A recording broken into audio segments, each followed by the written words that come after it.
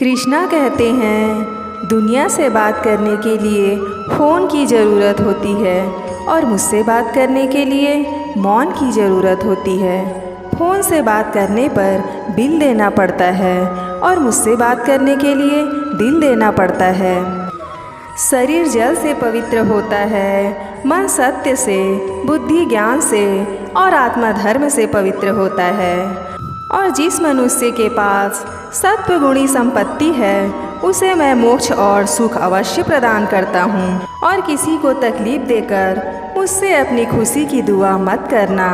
अगर तुम किसी को पल भर की भी खुशी देते हो तो अपनी तकलीफ़ की फ़िक्र मत करना। समस्या आती है तो उसका अंत भी निश्चित है।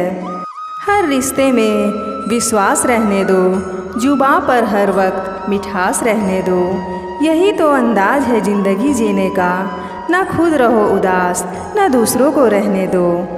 और अपने सबसे खास से धोखा खाने के बाद लोग चाह कर भी किसी पर संपूर्ण प्रतिशत भरोसा नहीं कर पाते हैं।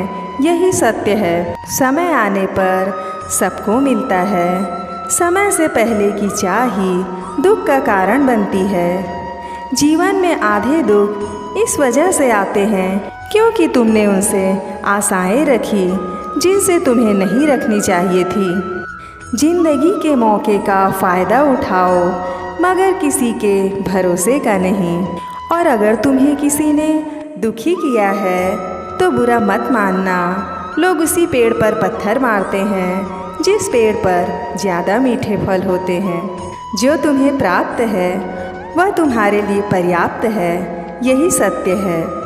दुष्ट के साथ दुष्टता का व्यवहार करना चाहिए क्योंकि बुरे लोग समझाने से समझते तो मुझे कभी सुदर्शन चक्र की ज़रूरत नहीं पड़ती। जीवन में कभी भी सीखना बंद न करें क्योंकि जीवन कभी भी सिखाना बंद नहीं करती है।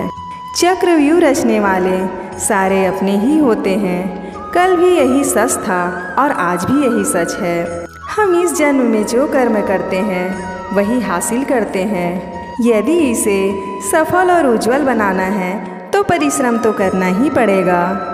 तकलीफ़ होने पर जो व्यक्ति सबसे पहले याद आए वह जीवन का सबसे मूल्यवान व्यक्ति होता है। बार बार अपमानित होने के बाद भी जो आपसे जुड़े रहे, आवश्यक नहीं कि वो निर्लज्ज ही हो। कदाचित यह भी हो सकता है कि उसके जीवन में आपका स्थान उसके सम्मान से भी अधिक हो। और हद से ज़्यादा सीधा होना भी ठीक नहीं है क्योंकि जंगल में सबसे पहले सीधे पेड़ को ही काटा जाता है और टेढ़े पेड़ को छोड़ दिया जाता है। जिंदगी के इस रण में खुद ही कृष्ण और खुद ही अर्जुन बनना पड़ता है। रोज़ अपना ही सारथी बनकर जीवन की महाभारत को लड़ना पड़ता है। और मुंह से माफ़ करने में किसी को वक्त नहीं लगता पर दिल से माफ़ करने में सारी उम्र बीत जाती है। दुनिया के सारे खेल खेल लेना पर भूल कर भी किसी की भावनाओं के साथ मत खेलना क्योंकि ये वो गुनाह है जो मैं कभी माफ़ नहीं करूँगा।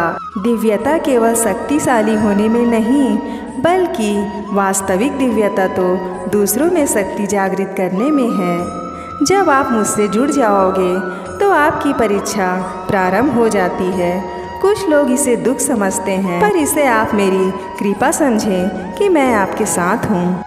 तुम्हारी आस्था की परीक्षा तब होती है जब तुम जो चाहो वो ना मिले फिर भी तुम्हारे दिल से मेरे लिए शुक्रिया ही निकले। जिस व्यक्ति का मन निर्मल होता है वही मेरी कृपा का पात्र होता है और मुझे किसी भी प्रकार का छल कपट पसंद नहीं होता है। और अगर वीडियो पसंद आया हो तो हमारे चैनल को सब्सक्राइब अवश्य करिएगा और लाइक भी कर दीजिएगा। और आपका पूरा वीडियो देखने के लिए बहुत बहुत धन्यवाद। जय हिंद।